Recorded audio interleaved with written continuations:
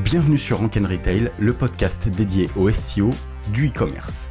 Je suis Florian Chambol, expert en SEO et e-commerce, et chaque mois je reçois des invités spécialisés dans le domaine de la vente en ligne pour vous donner les meilleures stratégies à appliquer. Alors, installez-vous bien, prenez de quoi noter, et c'est parti pour un nouvel épisode de Rank & Retail. Alors, pour donner du contexte aux gens qui nous regardent ou nous écoutent, on a été mis en relation par Alex. Voilà, on ne précisera pas plus. Vous en saurez plus le moment venu. Et en gros, ce qui est marrant, c'est quand on a été mis en relation par Alex, et ce que je disais à Arnaud juste avant, c'est que j'avais découvert sa chaîne YouTube peut-être 3 semaines avant, et je m'étais dit, tiens, le gars, je vais le garder dans un coin.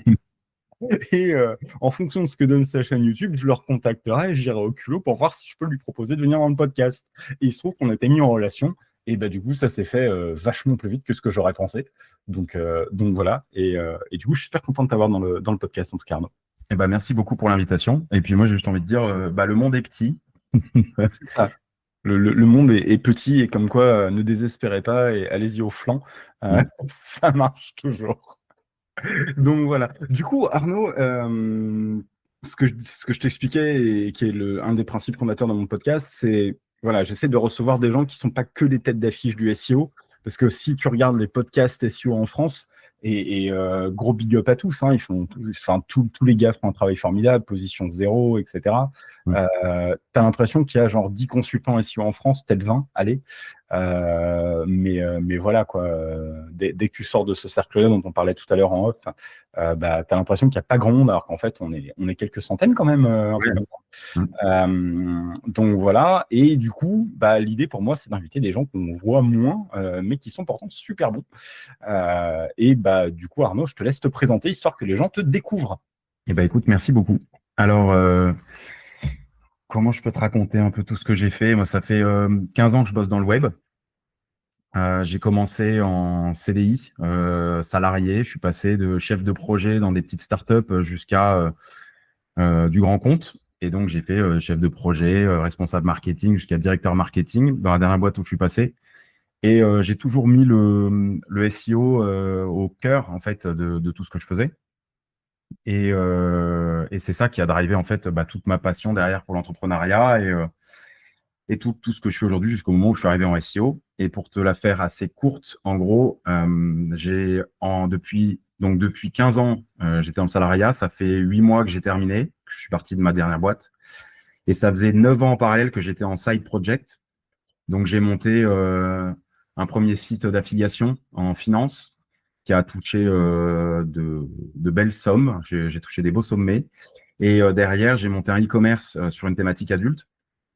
Et pareil, c'est des projets qui m'ont pas mal animé et tout est toujours centré autour du SEO. Alors bien sûr, je travaille tous les canaux à 360 degrés, tout ce qui est Google Ads et compagnie, mais le SEO reste vraiment au cœur. Et donc quand je suis parti de ma dernière boîte, je me suis dit vas-y, je vais me lancer en freelance SEO et puis je vais voir ce que le marché peut m'apporter, peut me donner, vu que c'est ça qui m'anime et c'est ça qui me plaît tous les jours. En résumé. Et du coup, ok, c'est déjà un bon panorama. Mais alors, du coup, on va quand même rappeler 2-3 petits trucs. Mais je crois que si je reprends ce que tu as écrit sur LinkedIn à droite à gauche, je me suis fait une petite note de synthèse. Tu as quand même généré plus de 4 millions de visites sur tes différents projets.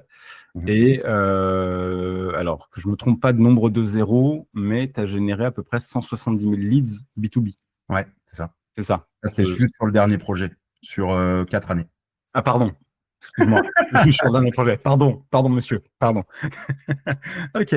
Et alors, du coup, il y a un truc qui m'interroge, enfin qui m'intéresse dans ton parcours. C'est, t'as dit que tu étais chef de projet, que tu avais fini donc directeur marketing sur ton dernier poste. Tu es venu au SEO, enfin, t'étais déjà SEO et en fait, tu es allé vers la gestion de projet, ou tu t'es formé au SEO au fur et à mesure? En fait, c'est marrant comme question parce que ça, c'est vraiment le top départ. Je suis sorti d'école. Alors, j'ai fait l'IAE de Lille, marketing direct et e-commerce. Alors, on a appris à gérer Analytics et que Google Ads existait, hein, c'est tout. Et derrière, je cherche mon premier taf et je sais que j'ai cherché de septembre, alors, c'est en 2012, je crois, et j'ai cherché de septembre à janvier. Et en janvier, je fais un forum avec un pote. Et là, je tombe sur une boîte qui est dans la finance, qui est une startup qui fait de l'assurance vie en ligne, Ok. et qui dit on cherche un chef de projet marketing. Et moi je me dis bah vas-y, je vais aller voir. Sauf que en gros il y avait marqué maîtriser le SEO. Alors moi le SEO j'en ai vite fait entendu parler, donc je me dis bah vas-y, je signe. Tant pis, on apprendra sur le tas. Ça doit pas être un truc compliqué. T'es d'école, t'es encore frais. Et bah il y a pas grand-chose en SEO. Alors je crois que tu as le site d'Olivier Andrieux, Abondance, qui est déjà là, mais je suis pas sûr, je le connais pas bien. Puis le web, c'est pas encore ce que c'était aujourd'hui. YouTube, on est très loin de ce qu'on a aujourd'hui. Et donc je me dis vas-y, je vais à la Fnac et puis j'achète la Bible du SEO qui était, j'ai plus le nom. C'est c'est le bouquin d'Olivier Andrier, non? Ouais, c'est celui-là. Bah c'est Il a réussi son SEO ou un truc comme ça. ouais, je crois. Bon, il est là-bas sur la bibliothèque, mais je le vois pas. Mais en Ouais, gros, moi, il est en bas dans le salon, mais pareil. j'achète ça et puis je bookine ça pendant les 2 semaines qui me restaient, quoi. J'ai bookiné ça. Et c'était du chinois, en fait, pour moi. Et puis, au fur et à mesure, j'ai commencé à essayer de pratiquer. J'ai fait 2, 3 choses. Et puis, j'ai commencé à bosser dans cette fameuse boîte. Et puis là, je bosse un peu le SEO vite fait. Tu apprends à écrire un article de blog, tu apprends à faire une mini structure à chaîne. Tu comprends qu'il y a une URL qui est importante. Et puis, bon, on a déjà fait les grandes lignes, quoi. Et puis, un jour, je reçois un coup de téléphone d'un comparateur de placement financier, qui positionne des boîtes sur son comparateur. Et puis, il me dit, écoute, on propose, alors je sais plus ce que c'était, je crois, il me disait, on propose 500 € par mois en abonnement et puis on peut positionner ta boîte sur ce comparateur. Puis moi, je lui dis, OK, alors 500 € par mois, faut que j'en parle à mon boss. Et puis derrière, il me dit, on te crée aussi une fiche pour ta boîte à 2000 €. Je fais, mais attendez, c'est quoi ces tarifs? Tu sais, moi, t'es salarié, tu commences, t'es au SMIC, alors le SMIC de 2012. Et puis, je fais quoi ces tarifs là? Et puis je lui dis mais c'est quoi c'est quoi le business derrière? Je suis curieux, tu vois. Et puis il me dit bah écoute, c'est du référencement naturel, on positionne ça et puis derrière vous allez avoir masse de leads, etc., etc. Alors là, il m'a dit ce qu'il fallait pas me dire et puis voilà, depuis ce jour-là, ça m'a travaillé, ça a mis 3-4 ans avant que je lance ce premier projet et puis là c'était parti quoi. Ok, alors, je reviens un petit peu en arrière sur ce que tu as dit. Ouais. Du coup, t'as été à Lille. Tu as fait un peu de SEO quand même dans ton cursus, vite fait. Est-ce que tu as eu Yann Lemort comme formateur ou pas du tout? Ça me parle, mais j'ai plus tous les noms. J'ai le nom du proviseur. Ok. Non, je me souviens plus. C'est possible, hein. C'est possible. On a eu pas. Il me semble qu'il a enseigné là-bas à un moment. Yann Lemort, pour la petite parenthèse, c'est le formateur que j'ai eu sur la toute première formation que j'ai fait en SEO de ma vie en 2013, pendant 2 jours. Et du coup, on est resté en contact un petit peu. Et voilà.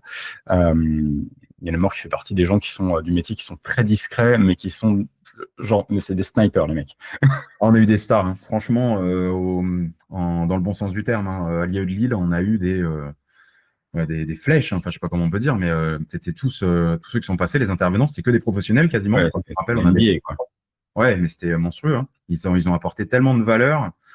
Je me rappelle, on avait fait des dossiers sur des stratégies marketing à l'ancienne, hein, mais pour des boîtes comme Casino Partouche et autres.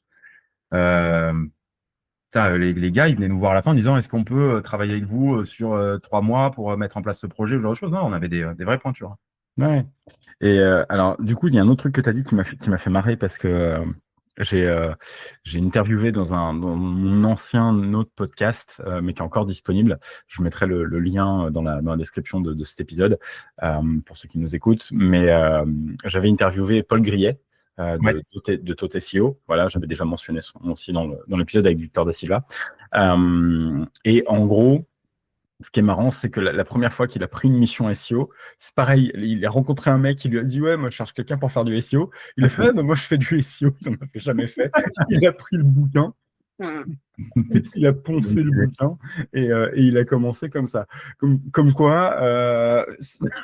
Non, mais tu sais que tout ça, en fait, je sais pas si c'est le commun de tout le monde, mais moi, dans tous les trucs par lesquels je suis passé, à chaque fois, je dis vas-y, je sais faire. Alors qu'en fait, je sais pas faire du tout. Et puis, vu que tu as une échéance qui arrive, qui est proche, tu es obligé de te former, quoi. Tu es obligé d'y aller pleine balle et puis d'apprendre 2 fois plus, réfléchir 2 fois plus. Ça l'a fait pour le SEO, et puis ça l'a fait pour le poste de directeur marketing, le dernier que j'ai pris. J'étais responsable marketing, je faisais non, avant d'être responsable, non, j'étais passé par BPCE. BPCE, j'étais consultant marketing plus sur des projets X et Y. Et là, on m'a dit, est-ce que tu veux être directeur marketing pour lancer tel projet, enfin pour avancer sur un projet qui était déjà en lancement? Et moi, j'avais dit, ouais, t'as de l'expérience? Ouais, j'ai de l'expérience, y a pas de souci, quoi. C'est comme ça qu'il faut y aller, hein. Tu fais toujours comme ça, hein, t'es obligé, hein. Et après, tu apprends sur le terrain. Ouais, je vois l'idée, mais effectivement, c'est marrant d'avoir de retrouver ce mode de fonctionnement. Je trouve ça drôle. Ok. Et alors, du coup, donc, tu as lancé ton premier projet. Est-ce que tu peux nous en parler un petit peu ou pas? Carrément. C'est un site qui s'appelle Nouvelle Épargne, Ok. qui existe encore, mais qui est en train de doucement périr. Ah, peut-être à vendre, du coup? Il n'est pas encore à vendre, mais je le garde. C'est un peu la première pierre, quoi. Il y a un petit côté affectif, même s'il faut pas en avoir avec le business, mais voilà, je l'aime bien, il est sympa, il me permet de faire 2-3 tests SEO. Et en gros, bah, tu vois, je te racontais l'histoire de ce gars que j'ai au téléphone qui me parlait de ses comparateurs hors de prix. Et j'ai commencé à me renseigner dessus. Et le temps de démarrer, je me suis dit, vas-y, je vais lancer comme lui, quoi. Bon, j'ai fait sans le savoir ce qu'il faut faire. En gros, c'est tu prends quelque chose qui marche et puis tu l'optimises et tu proposes quelque chose de mieux, quoi. Et j'ai regardé les points de friction, etc. Et donc, j'ai fait quelque chose de complètement différent. Et en gros, c'est un comparateur de placement financier et de banque en ligne, banque pro. Et derrière, je fais juste du comparatif avec des articles de blog et puis des pages piliers avec des comparatifs, de l'information, etc., etc., quoi. Et au début, ça prenait pas du tout en SEO. Forcément, t'as pas les bases, tu connais les grandes lignes, mais les backlinks, je connaissais pas trop parce qu'il fallait pas aller à l'encontre des règles de Google. Qu'est-ce que je peux te dire d'autre? Réseaux sociaux, j'en faisais un petit peu, mais pas beaucoup. Enfin bon, je faisais juste le site et puis je publiais peut-être un article par mois, un truc comme ça, peut-être un peu moins. Et là, j'ai lancé. Je me suis dit, je fais pas assez. Peut-être qu'il a généré 3 000 ou 4 000 euros la première année, et la deuxième année, on était à 12 000. C'est bien, mais tu vis pas. Faut payer le comptable, faut payer la boîte, faut payer droite à gauche. Et là, t'étais encore salarié à côté? Salarié, ouais, je fais ça à côté. Ouais. Un petit peu le soir, à midi, le matin, sur mes heures en dehors du travail, toujours, c'est important. Je dois être droit dans mes bottes, peu importe par où je suis passé, tous les side projects étaient à côté. Et mais je fais ça à côté, quoi. Et je me bouge un peu. Mais je fais pas bien. Je fais juste, c'est le premier projet, donc tu testes, tu vois. Et je me dis comment on fait pour faire de l'argent. Et puis là, je vois Google Ads. Et je me dis, vas-y, je vais essayer. Alors, j'y suis allé comme un bourrin. J'ai fait n'importe quoi. Mais tu sais, par exemple, je sais pas, à un moment, Google Ads, il y a quelques années, il te poussait des mots-clés. Il te disait, ouais, les mots-clés que t'as, ils marchent pas assez, il y a pas assez d'impression, essaye cela. Et là, il te poussait des listes avec 150 mots-clés. Je mettais OK partout, moi. Non, mais le bourrin. Et puis, en mettant OK partout, je passe de 12 000 à 70 000, je crois. Et après, je passe de 70 000 à 200 000 euros de chiffre sur l'année.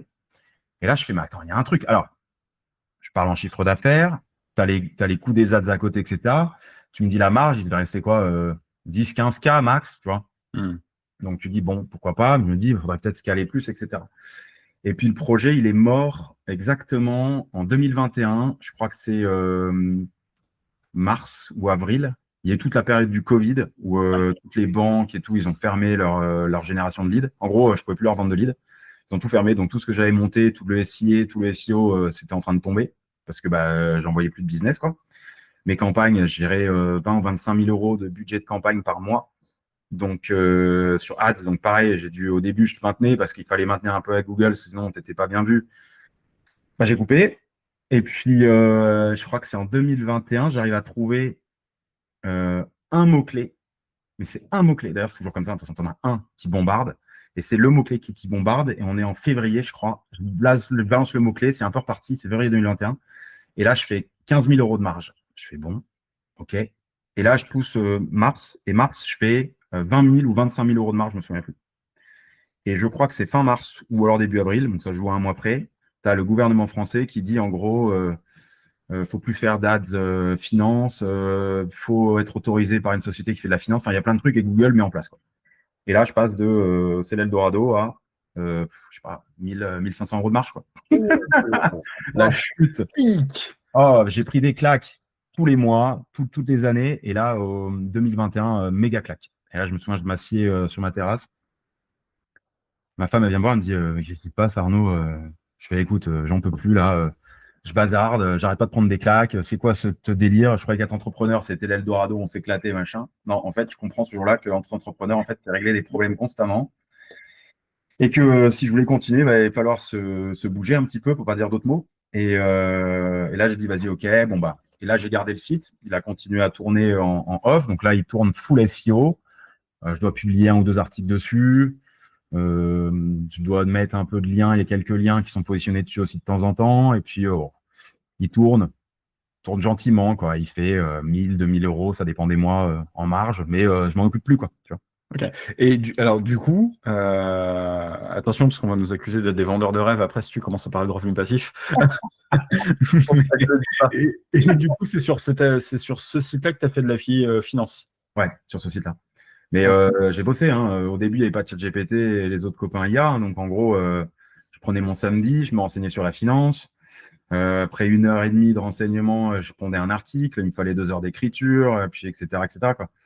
Et puis non, c'était long. Hein. Je prenais je dis un samedi, mais je prenais 4-5 heures. La semaine, je bossais pas beaucoup. Franchement, j'ai pas beaucoup bossé dessus. Hein. Je bossais une journée par semaine dessus. Okay. Mais j'ai bossé sur 7 ans, tu vois. Ouais, bah ouais, c'est un projet, c'est un projet long terme. Et du coup, qu'est-ce que ça a changé pour toi l'arrivée de l'IA là-dessus? Ça a tout changé. J'ai commencé à me poser des questions en me disant est-ce que je peux faire plus que mes simples articles de blog et mes petits comparatifs? Est-ce que je peux pas monter un outil? Est-ce que je peux pas monter des emails en automatique, ce genre de trucs? Et en fait, en me travaillant un petit peu l'esprit comme ça, je me suis dit, mais en fait, je prends des claques avec ce projet-là, j'arrête pas de galérer, est-ce que je montrerais pas un autre projet plutôt à côté? Et c'est là qu'est venue l'idée de se dire, est-ce que je pourrais pas gérer mes propres marges moi-même? Est-ce que je pourrais pas faire ne plus dépendre d'autres boîtes sur la partie t'es payé ou t'es pas payé, etc., etc. Et donc là, j'ai commencé à regarder la partie e-commerce, quoi. Alors l'IA est arrivée en même temps, donc ça m'a un peu, pour la partie IA, pour répondre vraiment à ta question, c'est vraiment sur la partie nouvelles idées, aller beaucoup plus loin dans ce qu'on peut penser et faire. Tu te sens tout petit à côté, hein, une fois que tu as compris comment ça marche. Ouais. Et puis En après, fait, toi, l'IA, tu t'en sers pour challenger tes idées. ouais, je fais des trucs. Je fais des trucs assez. Ça dépend. En fait, quand j'ai la flemme, je prends un contenu, je lui dis qu'est-ce que je peux faire de plus dedans, donne-moi des grandes axes. Et puis là, forcément, on n'est jamais aligné. Donc là, je commence à bombarder en écriture. Et puis je dis vas-y, qu'est-ce qu'on peut pas voir plutôt une méta qui est plutôt comme ça, ou est-ce qu'on peut pas voir que ma cible, ce personnage, il attend plutôt ça, est-ce que je peux avoir une tournure marketing dedans comme ça, quels sont les mots-clés que je pourrais récupérer, hop, je fais du copier-coller de mes mots-clés sur Tot SEO, je les balance là-dessus, ou tu vois, je fais que des trucs un peu, c'est un peu en mode flemme, et la flemme déclenche du travail, quoi. Et donc derrière, après, il n'y a plus de limite, quoi. Je m'arrête quand il est 2 heures, 3 heures du matin, et je dis, ouh là là, qu'est-ce qui se passe? Ah, si j'allais dormir. Ouais.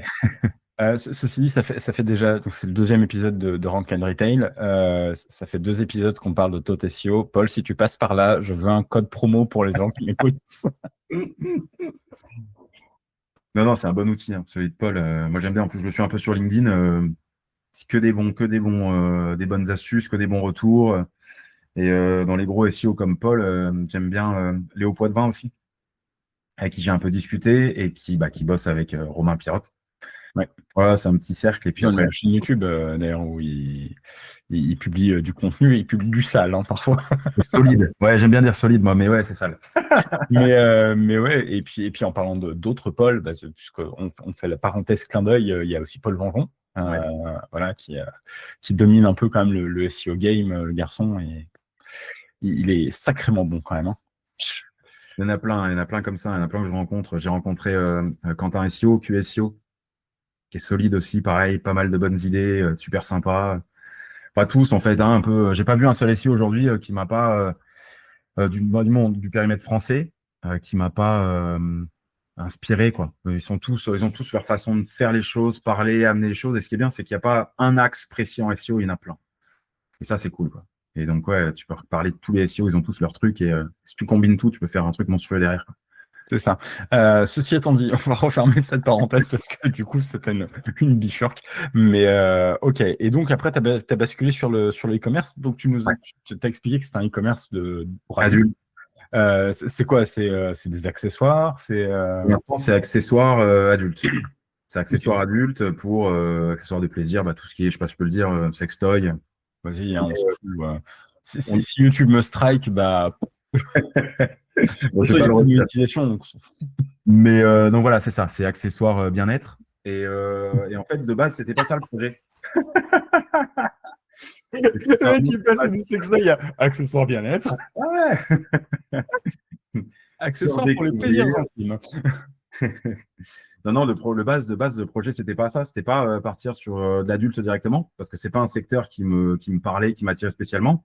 Moi, j'étais plutôt dans la vibe éco-responsable, produits réutilisables, tout ce qui est Tupperware, gourde, tout ce qui est éponge et compagnie. Et finalement, t'es passé au god en bois, quoi. Et je vais te raconter comment je suis passé de l'un à l'autre. J'ai regardé les marges.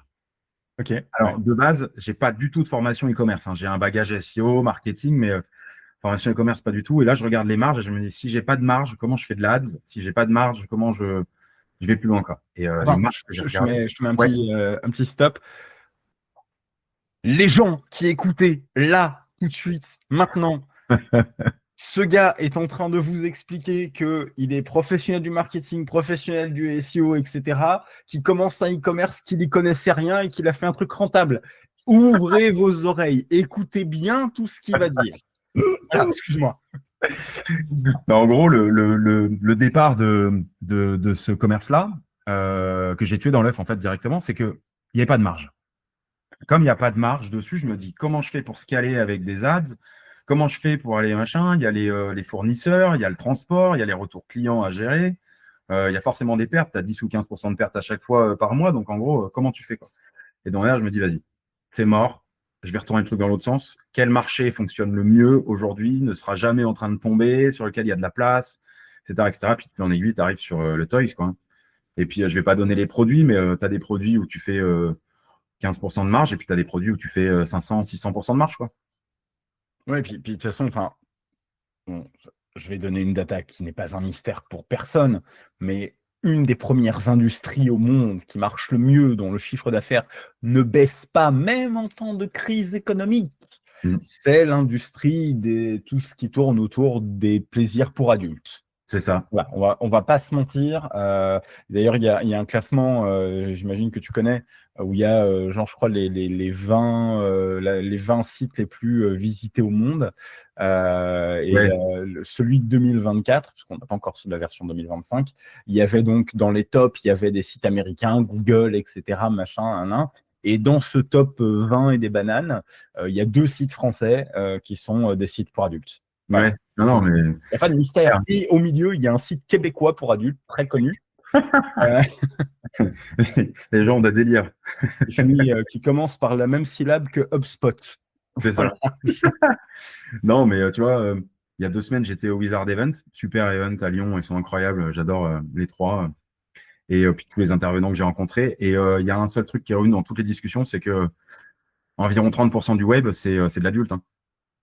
30% du web, c'est de l'adulte, et ça changera pas. Et s'il y a un truc, alors, je suis pas devin, mais aujourd'hui, sur tout ce qui est, alors tu prends ChatGPT, tu prends Claude, et tu le prends tous, en fait, tous les LLM, dès que tu commences à dire, est-ce que, alors aujourd'hui, ça se calme un petit peu.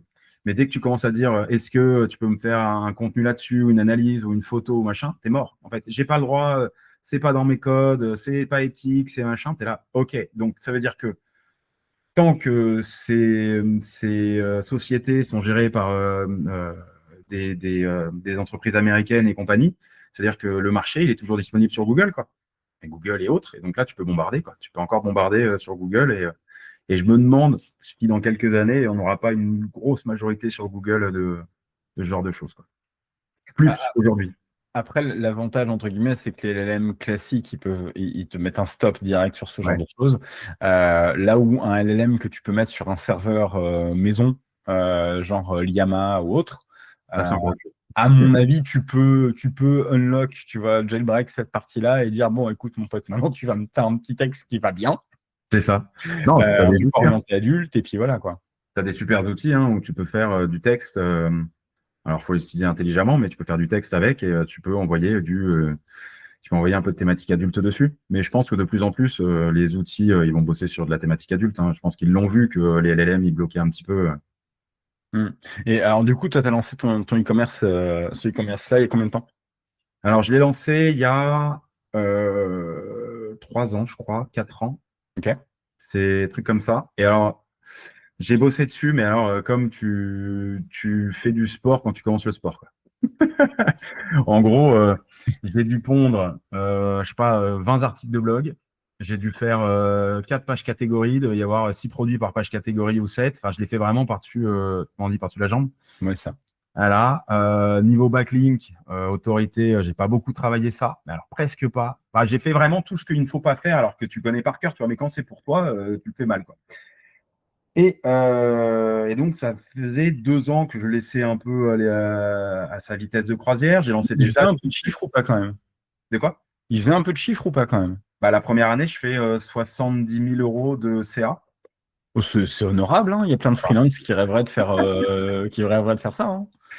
Bah alors, j'ai lancé Google Ads dessus, tu vois. J'ai lancé Google Ads. Et alors, c'est là qu'arrive la petite blague bien sympathique. Et attention, alors je vais me faire insulter, mais je vais essayer de le dire intelligemment. Roulement de tambour. En gros, je balance Google Ads. Et puis forcément, quand tu as un compte Google Ads qui se lance et que tu mets 500, 600, 1000, 2000 euros dessus, bon, bah, tu reçois vite un email et un appel de la société, quoi. Que je ne citerai pas, mais qu'on connaît très bien, qui s'appelle, voilà. Et tu as leur conseiller qui te disent, bah, je vais t'aider sur ton compte Ads, et puis c'est parti, quoi. Et là, tu fais confiance, quoi. Encore une fois, j'ai fait l'idiot sur mon compte, et puis j'ai fait confiance à la personne, et puis tu changes tous les 3 mois de conseiller, donc ça, c'est super aussi. Et puis, bêtement, ils m'ont fait activer tous les, c'était quoi? Tous les trucs automatiques, toutes les features automatiques de Google Ads, quoi. Ouais, mais quand tu fais le bourrin, que t'as pas fait de formation, que tu connais pas, même si tu sais qu'il faut une cible, qu'il faut segmenter, qu'il faut certains mots, parce il y a un volume de recherche, les CPC, tu connais tout, tu fais pas gaffe à ça, c'est une nouvelle feature. Et moi, j'étais un peu en mode bourrin, je dis, vas-y, bah, je leur fais confiance, c'est des pros, je veux que ça marche. Ils m'ont craché le truc, mais au point où je suis passé je commence à faire de la marge à, je suis en négatif. Donc, j'ai fini l'année à 70 de CA, mais j'étais à moins 10, je crois, moins 10 en marge, quoi, je sais pas comment on dit. Ouais. Donc là, je fais, OK, ça me gonfle. J'essaye de relancer tant bien que mal, de suivre un peu les trucs, ça marche pas. Je mets pause les ads en mars ou avril de l'année suivante. Et là, à partir de là, je dis, vas-y, je vais créer des pages en SEO, on va voir ce que ça donne, je vais le faire intelligemment. Donc, je balance de l'autorité de façon régulière. Je fais des pages piliers. Je commence à mettre un peu plus d'articles sur mes pages piliers. Je commence à regarder ce qui marche sur Internet, ce qui marche pas. Je demande un peu au LLM, je fouille un peu, quoi. Je trouve les produits qui plaisent. Je crée de l'article de blog, mais je passe par des trucs genre Upwork ou 5euros.com qui a changé maintenant, c'est plus comme ça, comme Up, je crois. Ouais, ça. Ouais, je fais le bourrin en fait. Je fais le bourrin, bêtement, je réfléchis pas. Mais j'arrive quand même à faire un peu de chiffre. Et je crois que la deuxième année, alors là, attention, je suis passé de 70 de CA, je repasse à 20 000, je crois, ou 25 000, mais full SEO. Ok. Donc là, je répare la TVA de l'année d'avant, je répare les charges qui me manquaient, j'arrive à peu près au point d'égalité. Et là, me demande pas pourquoi, pendant un an, je fais pas grand-chose, quoi. Je fais pas grand-chose. Et puis, depuis fin 2024, je me dis, vas-y, sérieusement, je vais commencer à retourner dessus. Et là, je commence à faire des trucs un peu sérieux. Et là, je suis passé en mode, je crée 3 ou 4 articles de blog par semaine. Je sors une page catégorie par semaine aussi. Je fais 5 produits par jour, 5 petits produits par jour. Alors, tu as de l'IA dedans, hein, forcément, hein, ça m'aide un peu. Je retouche très vite Ouais, fait tu les... rédiges pas autant de texte tout seul. Oh, quelle déception. Non, non. Alors, attention, par contre, il y a un truc que je fais. Alors là, je vais me faire gronder aussi, mais sur ce site-là, qui est un site important, je pense, et qui peut se positionner, parce que j'ai positionné pas mal de pages en top 1 devant les gros sites d'aujourd'hui, sans backlink. Mais là, je suis en train de rectifier, je remets de l'autorité parce que j'ai pris une claque avec la dernière mise à jour de Google, qui met en avant l'autorité, bizarrement. Et en gros, ce que je fais, Il faut c'est pas faut pas acheter de backlink. Mais il faut faire de pas l'autorité. acheter de backlink, mais faut faire du backlink. L'autorité naturelle.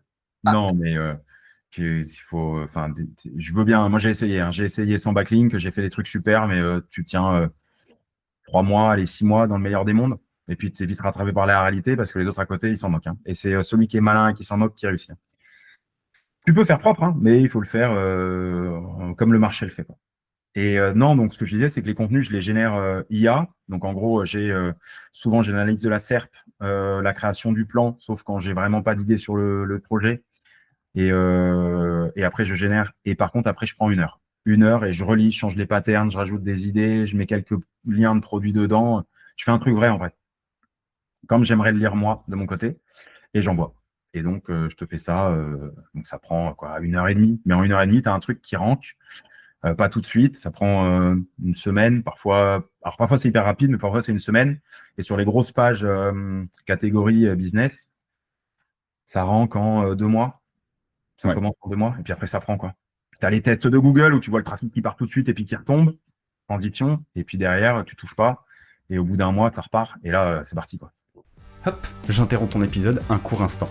Tu aimes Rank & Retail? Tu veux aller plus loin? Je te propose de prendre un instant pour t'abonner au podcast sur ta plateforme d'écoute préférée. Prends également un instant supplémentaire pour mettre un avis 5 étoiles. Ça permettra de faire connaître le podcast à d'autres personnes et de partager toujours plus d'astuces et de recevoir des invités toujours plus fous. Et si cet épisode te plaît, je t'invite à le partager sur tes réseaux sociaux et à donner ton avis. Merci et bonne écoute. Et là, les courbes, elles sont croissantes. Et donc là, ça fait très sérieusement 2 mois et demi que je me suis remis. Et là, je vois déjà les courbes qui repartent, les trucs, les sous qui rentrent, etc. Ok. Et là, t'arrives à faire combien par mois dessus?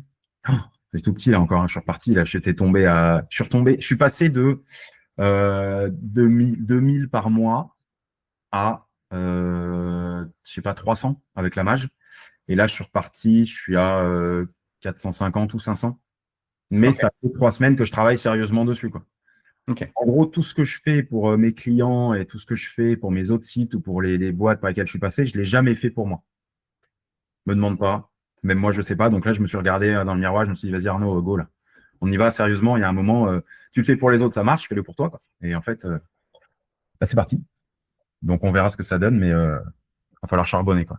Et là, le site dont tu parles, c'est un site qui est en drop. Alors, il y a une partie dropshipping qui est, en gros, j'ai un fournisseur avec un catalogue qui a 20 000 références. Moi, je choisis toutes les références dedans. Il est en Europe, le fournisseur. Et donc, en gros, j'ai chez eux, j'ai une cagnotte, si tu veux. Je crédite ma cagnotte et derrière, je gère toute la commande à la main. Alors, tu peux la faire automatiquement, mais moi, je la gère à la main parce que je rajoute des petits produits cadeaux à chaque fois dans les commandes. Et eux, par contre, ils gèrent toute la partie shipping, quoi. Donc, tu as mise en carton, ta brand et tout ça, quoi. Exactement. Moi, le seul truc que j'ai dû rajouter et que je connaissais pas du tout, c'est la partie suivi pour le client parce que personne te propose rien de sérieux. Ou alors, je suis sur WooCommerce, hein, je suis pas sur Shopify. Et j'ai dû monter une espèce d'automatisation entre Zapier et autres. Donc, c'était pas encore l'époque de Make. Et donc, je fais des emails automatiques sur le code colis UPS, il arrive, est-ce que vous êtes bien allé le chercher, mettez-nous un avis, etc., etc., quoi. Et j'ai tout fait en automatique et c'est le seul truc que je connaissais pas sur lequel j'ai un peu galéré. Mais bon, ça se fait, quoi. Ok. Et l'autre partie, j'ai du stock physique. Donc, j'ai une partie du stock chez moi. Et dès que les produits démarrent, que ça repart, j'ai déjà une société qui va faire le shipping pour moi, qui est basée en région parisienne normalement. Voilà, donc tout va être externalisé.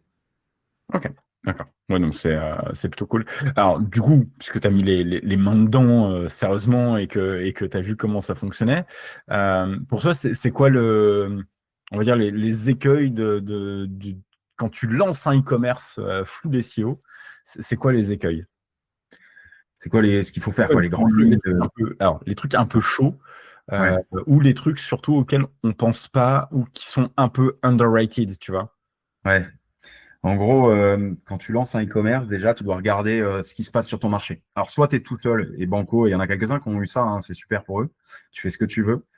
Je sais pas, je pense aux mecs qui ont lancé tous les CBD shops au début, il y a quelques années.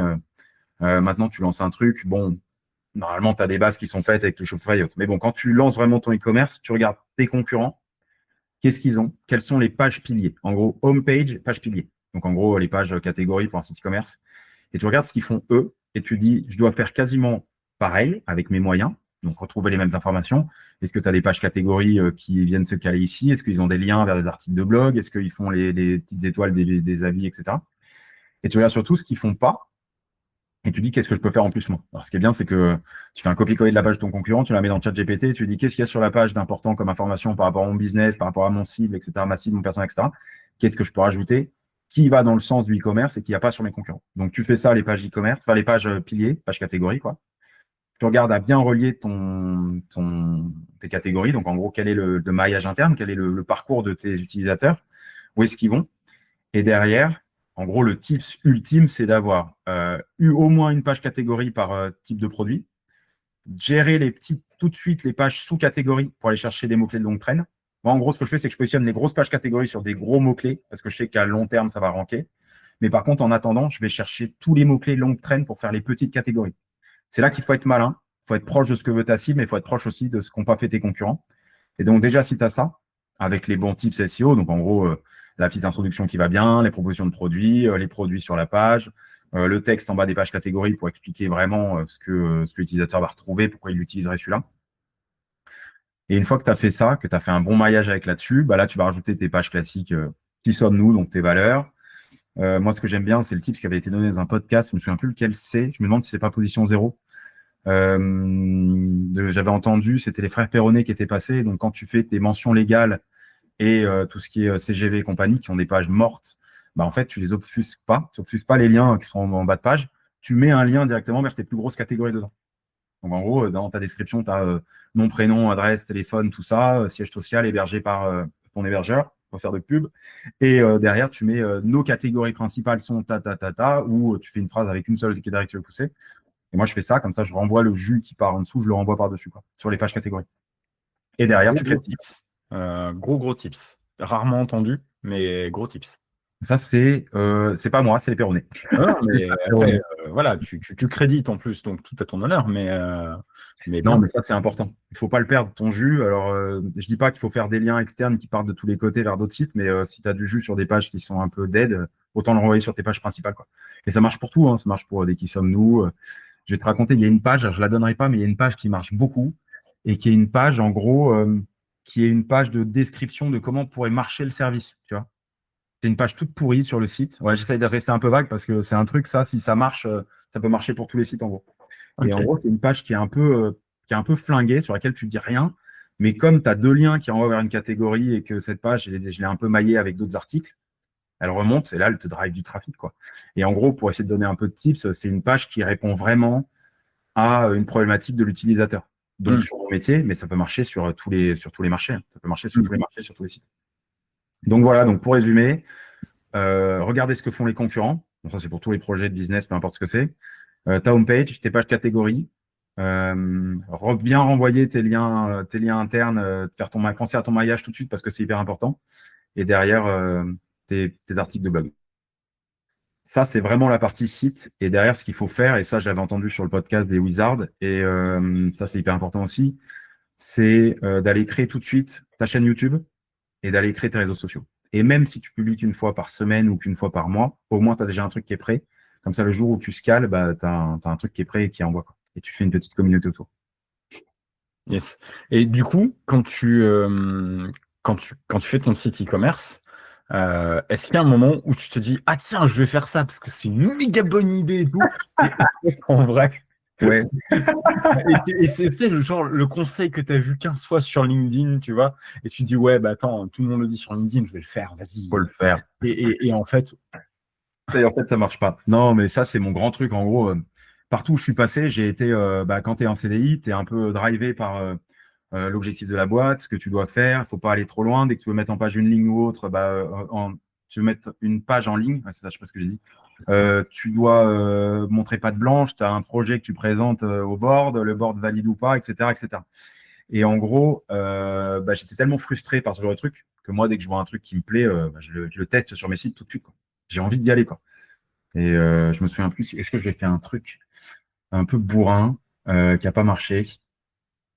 Non, parce que je fais gaffe dans l'ensemble. Alors si c'est vraiment tiré par les cheveux, je le fais pas. Si c'est des trucs un peu sympas, j'essaye.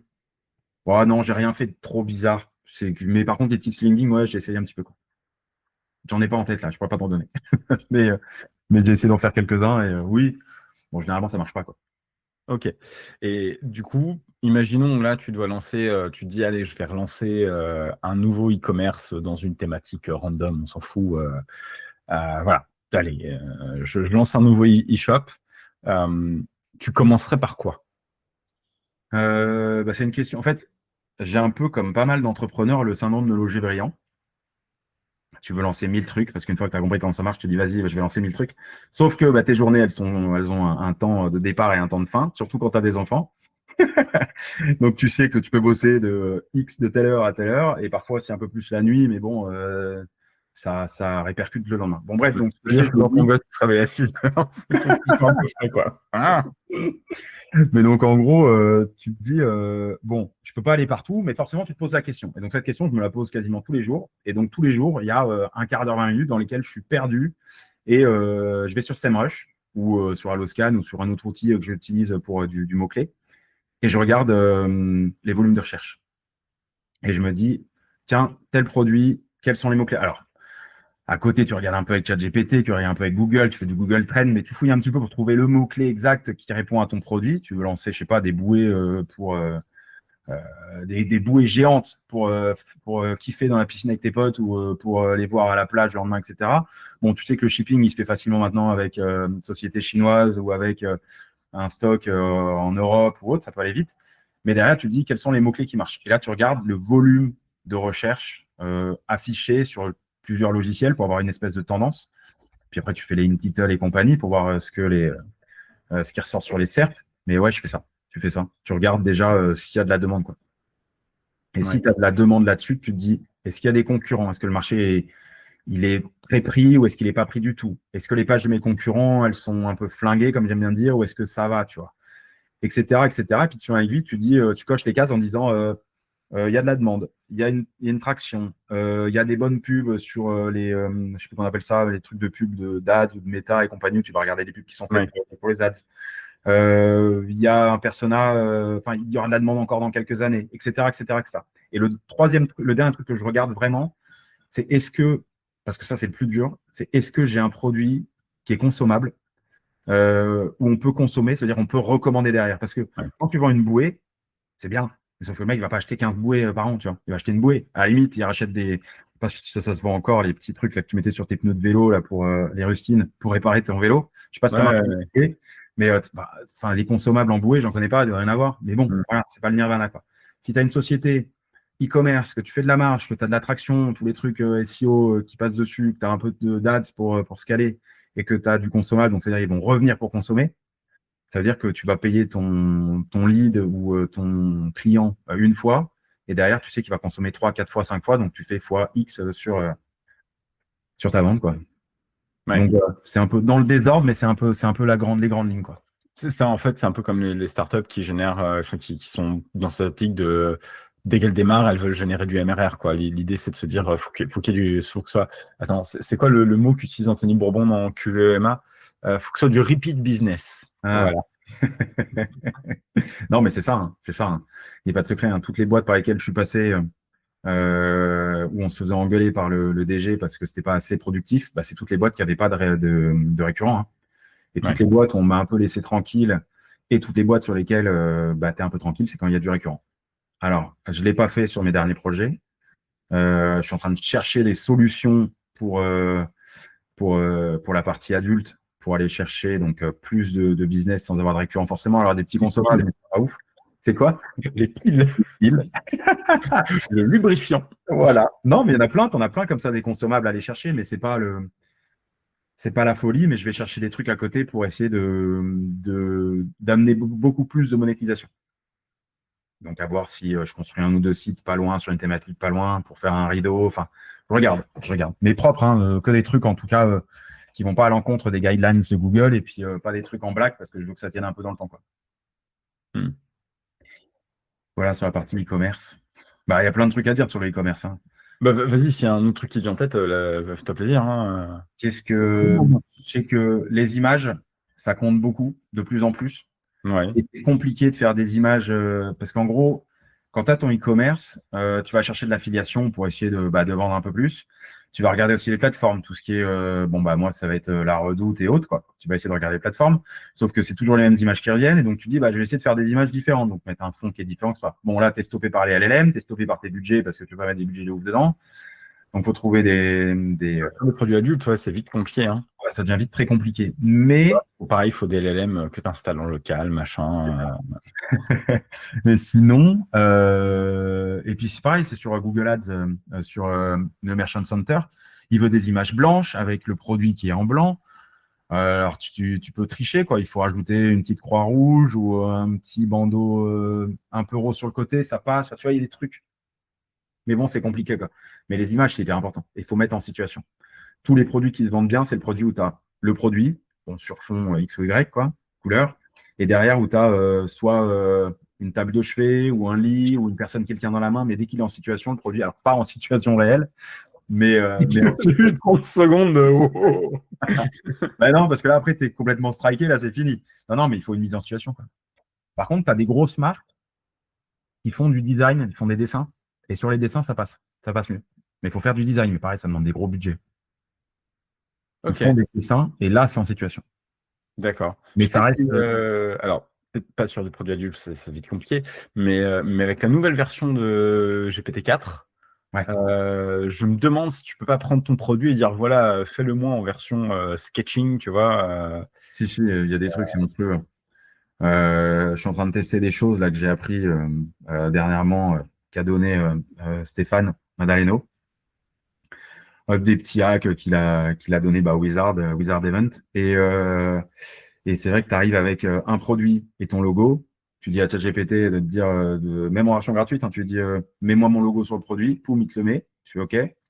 Mets-moi le produit dans cette couleur, poum, il te le fait. Et derrière, tu lui dis, tu donnes une autre photo, par exemple, avec un sac à main et une femme, et puis tu lui dis mets-moi le sac à main sur cette femme, poum, il te le met, quoi.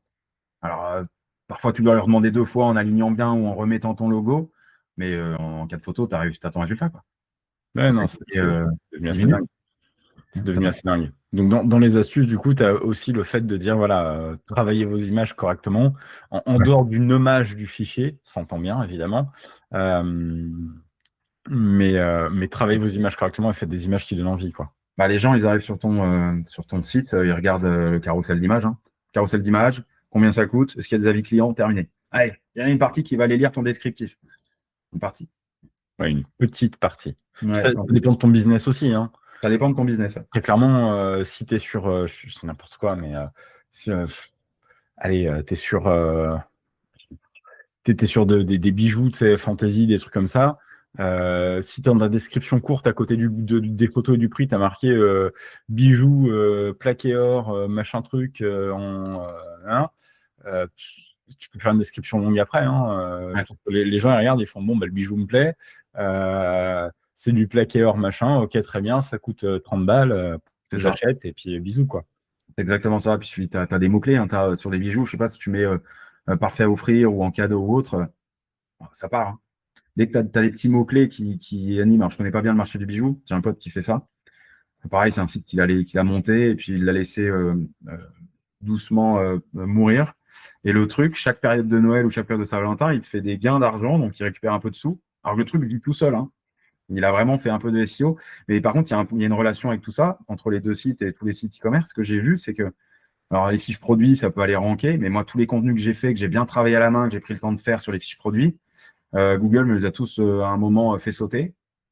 Alors, Ok. il n'y a pas forcément de concurrence dessus, mais c'est juste qu'il les fait sauter. Et par contre, tout ce que je fais travaillant, alors je travaille un peu le LLM et tout ce que je fais avec ChatGPT en travaillant un petit peu le truc ou autre, bah, il les prend, et il les regarde et il les garde. Et pourtant, l'écriture, elle est là. Hein. C'est pas une histoire de il sait pas écrire, c'est non. Tout y était, quoi. Le marketing, l'intention, l'entonnoir de conversion, le donner envie d'acheter au client parce que il faut, enfin, créer un sentiment, tout y était. Hein. C'est juste que Google décide parfois de te faire sauter le truc, donc je me dis de plus en plus les descriptions, elles sont un peu automatisées et puis on avance comme ça, quoi. Ok, donc toi tu serais plus d'avis d'automatiser les descriptions. De plus en plus, ouais. Alors tu repasses dessus, hein. Moi je repasse dessus histoire de qu'il y ait Oui, qu'il y ait une touche humaine et puis une logique de descente, quoi. Mais attends, j'ai juste un mini truc. Faut que je réponde. Je vais avoir du retard sur autre chose. Voilà.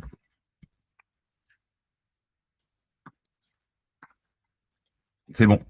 Mais ouais, moi de plus en plus, c'est une vidéo que j'avais vue sur YouTube, je sais plus comment il s'appelle, je sais plus qui il était passé, je me souviens plus. Mais en gros, le gars, il a monté, je sais plus combien de sites e-commerce et il a tout automatisé sur la partie fiche produit, quoi. Il a automatisé toutes ses fiches produits.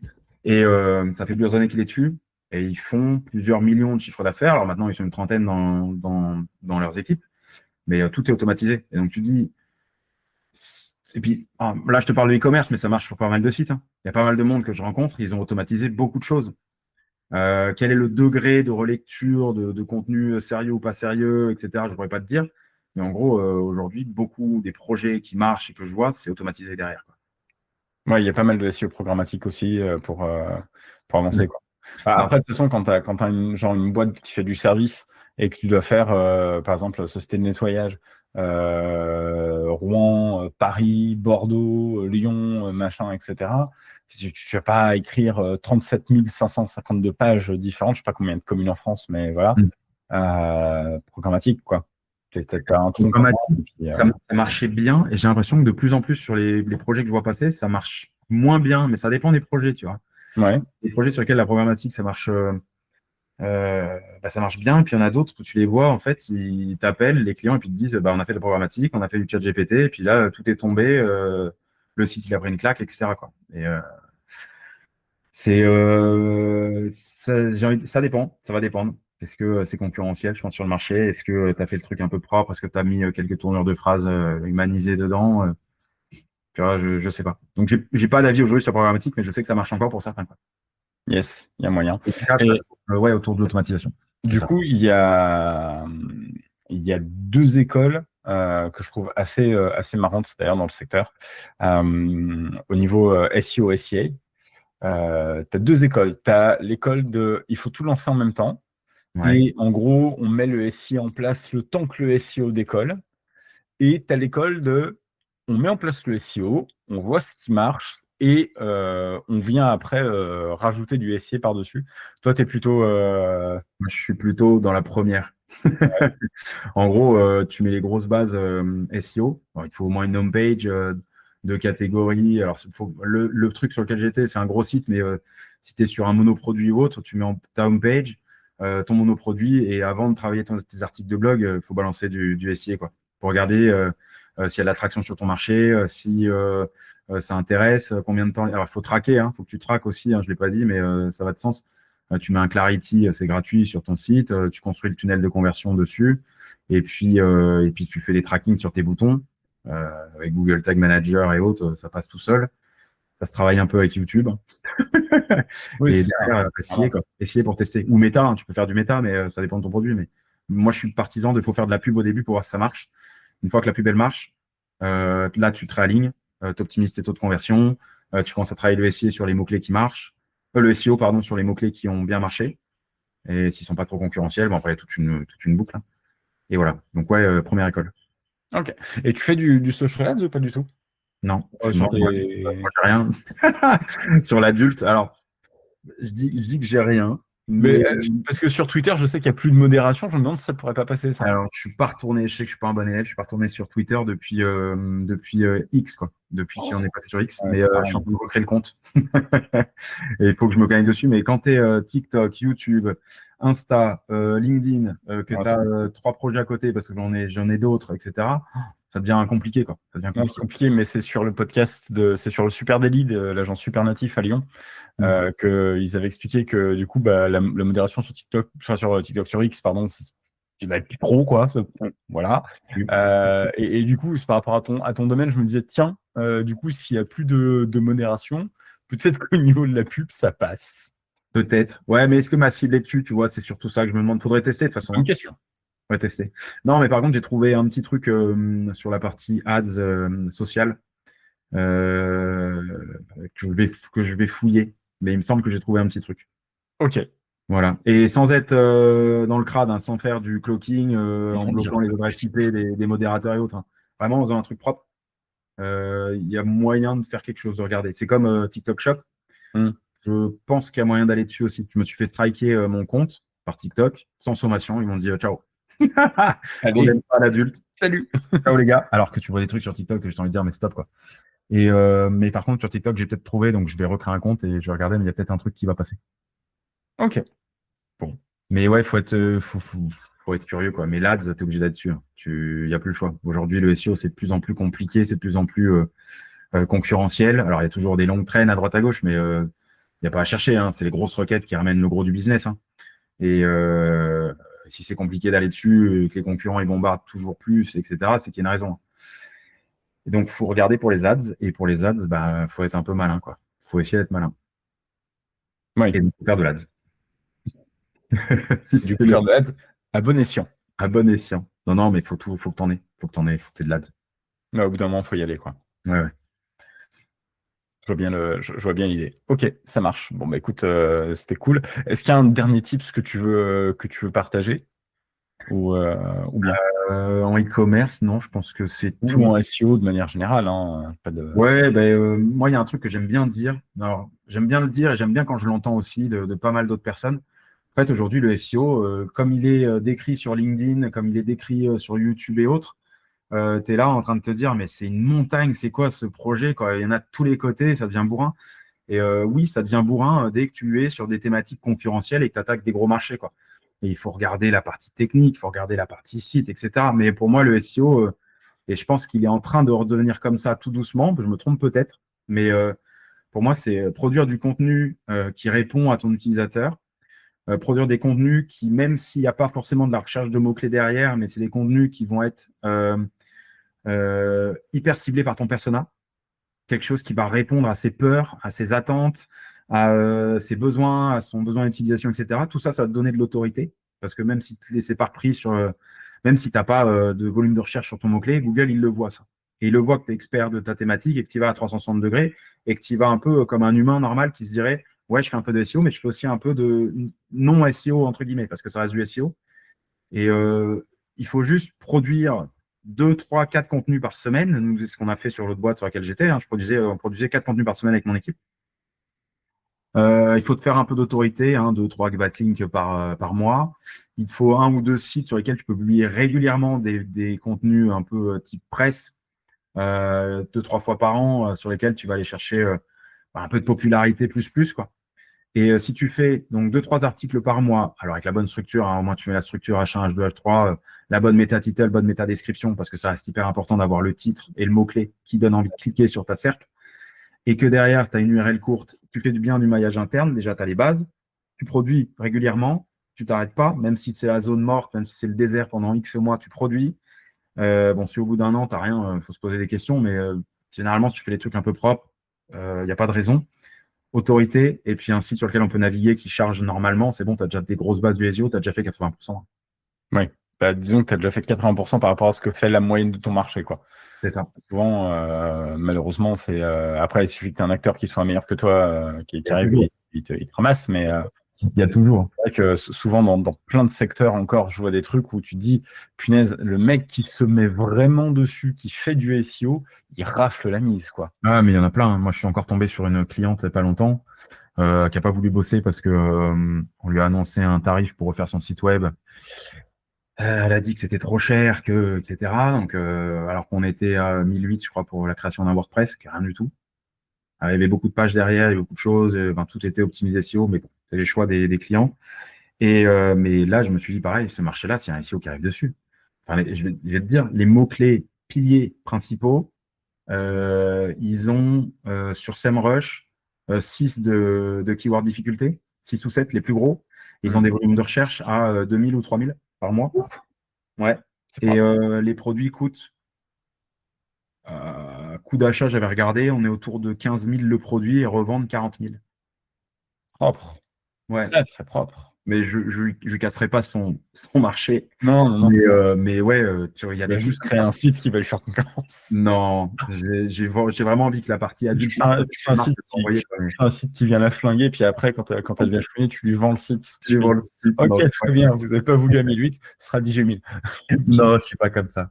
Je suis pas comme ça. Non, non, mais de toute façon, tu peux pas aller partout à 60 degrés. Là, je sais que le projet sur lequel je suis, j'aime bien la communauté et les gens que je rencontre. Et il y a beaucoup de choses à faire, quoi. Et je sais que plus c'est compliqué à l'entrée, plus tu vas pouvoir te démarquer, quoi. Et là, sur l'adulte, dès que tu veux pas se caler avec des ads, enfin du moins facilement, il y a déjà un gros frein. Ouais. Les vois, hein, il y a des sites qui arrivent tous les jours et ils meurent en un an et demi. Je le vois. Parce que les ads, c'est mort, parce qu'ils se font striker leurs comptes réseaux sociaux, etc. Ouais. Pas évident. Ce serait quoi la ressource que tu conseillerais à quelqu'un qui veut commencer à s'intéresser au SEO? Soit un podcast, une chaîne YouTube, un bouquin Je dirais déjà de base sur le bouquin d'Olivier Andrieux. Ok. Je sais plus comment il s'appelle, purée, la Bible du SEO ou le référencement naturel, le référencement Ouais, faussé. c'est ça, un truc comme ça. Bon, le gros bouquin blanc qui est mis à jour tous les ans. Je sais pas s'il y a encore d'ailleurs, vu qu'Olivier il travaille. Non, parce que Olivier Andrieux a arrêté, donc Ouais, mais peut-être qu'Abondance va voilà, je reprendre le sais pas truc. si Daniel Roche sinon a repris le truc. Non, mais t'as celui-là, donc ça c'est un bon bouquin, c'est un bon dictionnaire. Si t'as la flemme de regarder le dictionnaire, faut regarder dans l'ordre les grosses bases du SEO. Tu peux demander à ChatGPT, hein, c'est quoi les bases, hein. Donc bien savoir comment on fait une recherche de mots-clés, comment on trouve des mots-clés longue traîne qui sont intéressants. Se former sur la rédaction, parce que la rédaction de contenu, c'est surtout respecter les structures qui sont données par Google, enfin qui sont données par, qui sont imposées pour que ça marche derrière, structure de contenu. Et donc se former avec YouTube, se former avec un bouquin. Si tu veux accélérer, tu prends une formation un peu payante. Il faut pas prendre des trucs trop techniques au début parce qu'on peut vite se faire décourager, mais j'ai pas de nom en tête de grosses formations. Moi, je sais que je travaille sur des petits modules pour les entrepreneurs. Donc, je les mettrai en avant. Il y en a un, j'ai un module mot-clé qui est mis en avant, qui est prêt. Et je suis en train de créer d'autres modules à côté pour que chacun puisse trouver rapidement, facilement et à petit prix quelque chose. Mais en gros, l'idée, c'est ça, c'est se former sur la rédaction, se former sur la recherche de mots-clés. Et puis, au fur et à mesure, tu vas te former sur le maillage interne, tu vas te former sur l'autorité de façon intelligente, etc. Donc, c'est vraiment ça. C'est vraiment YouTube et puis les podcasts. C'est vrai pardon, je l'avais oublié, je voulais le dire, pour regarder les podcasts, quoi. Ouais, le podcast, il y a de quoi faire, franchement, pour le SEO, pour des SEO, alors, pour du SEO tout venant, entre guillemets, dans le sens, pas un truc spécialisé, affiliation, machin. Je pense Position Zéro est pas mal. Position Zéro, moi, il m'a apporté beaucoup d'informations, beaucoup de tips, ouais. Mais c'est un peu technique. Oui, c'est vrai. Donc, il y a des trucs pas techniques du tout. Moi, j'adore, je regarde la vidéo de Lucas et de Thomas, je regarde un petit peu. Mais le podcast, il m'a beaucoup apporté. Le podcast que j'écoute beaucoup, moi, c'est celui des Wizards. Même s'il est tourné affiliation, il y a énormément de tips en clair, simples à comprendre. Ils essayent de vulgariser le langage et ça, c'est top. Alors, il y a toujours des trucs incroyables. Tu te dis, mais c'est quoi ce truc? Tu repasses 4 fois le passage. Mais souvent, ils vulgarisent. Donc, tu comprends. Et si tu commences à t'intéresser un petit peu au SEO, très vite, tu peux prendre les 2-3 briques, en fait. Et c'est surtout ça, en fait, c'est prendre toutes les briques que tu peux choper à droite à gauche. Donc là, on parle de podcasts et de vidéos, mais tu as un peu sur LinkedIn, tu en as un peu sur TikTok, tu en as un peu sur Twitter. Tu prends tout, t'assembles tout, et c'est là que tu commences à avoir faire quelque chose, quoi. Mais il faut toujours réfléchir, quoi. Yes. Et du coup, bonne transition. Toi, on peut te retrouver sur LinkedIn. Ouais. Alors, j'ai ralenti LinkedIn. Ouais. je te dis pourquoi mais on peut quand même te retrouver sur LinkedIn, même si voilà, c'est un peu plus soft. Après, chacun son rythme. On peut te retrouver également sur ta chaîne YouTube. Il y a une chaîne YouTube que j'ai lancée il y a 6 mois, que je recommande à nos auditeurs, qui est vraiment bien faite. Il y a quelques vidéos déjà et vraiment elles sont bien. En tout cas, moi je tiens à saluer ton travail là-dessus. Et puis il y a ton site aussi, Stratroad.